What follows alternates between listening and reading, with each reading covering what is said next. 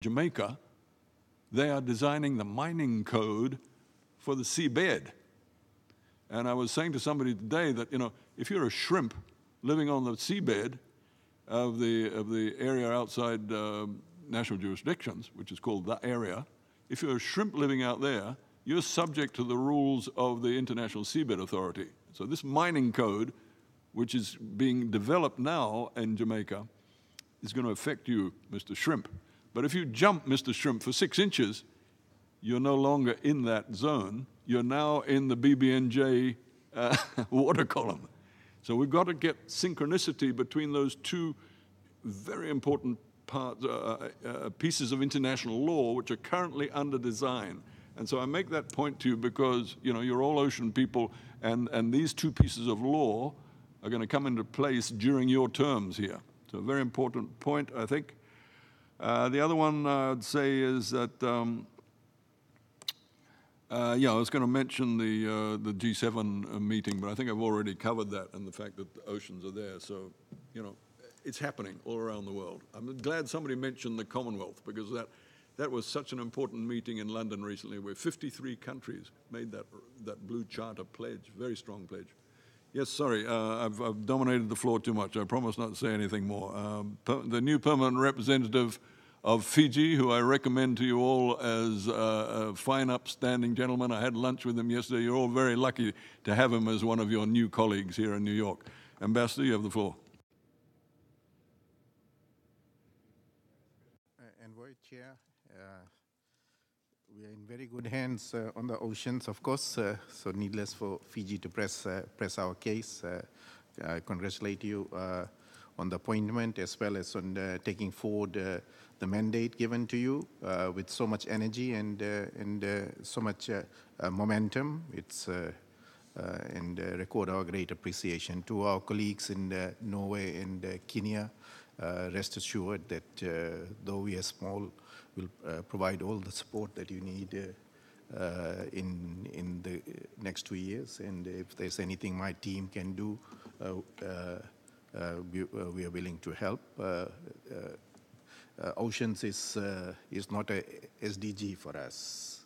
It is our DNA.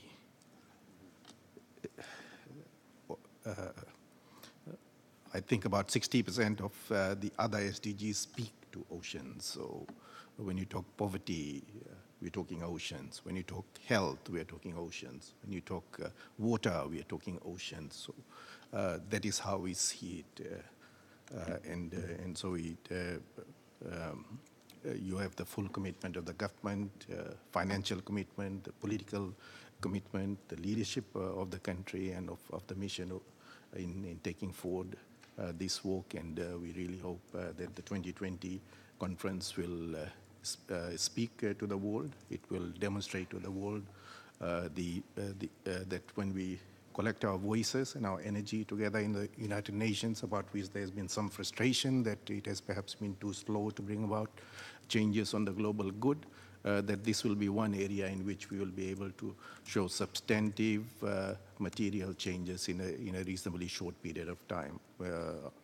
I'm quite confident also in saying that I think we'll overachieve. We have to, Fiji as a member state, we will overachieve our commitments, and that I can say confidently we're not there yet.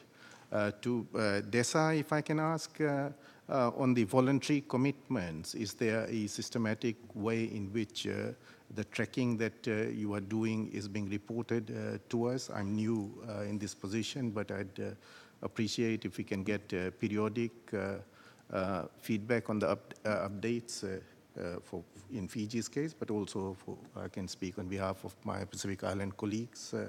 It would be good to know, and if in terms of the data needs that you have, if there's things that we can do so that you are getting timely inputs from our side, I'd very much be willing to support that effort. Thanks very much. Thank you, Ambassador. I'll ask Lotta to respond to a question after we've taken the other interventions from the floor. I see Singapore.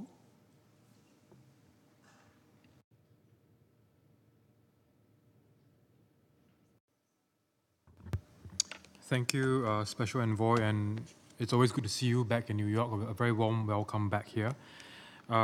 Just wanted to express Singapore's appreciation for all the work that you've been doing around the world.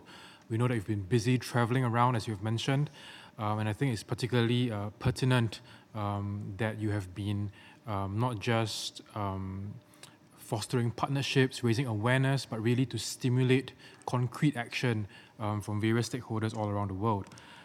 On our part, Singapore has been making steady progress in implementing our voluntary commitments. I'm also happy to inform that we are going beyond these commitments on the issue of plastics. We are looking to step up our efforts to reduce plastic consumption, and the idea is to curb plastic waste, which in turn will address the problem of plastic pollution.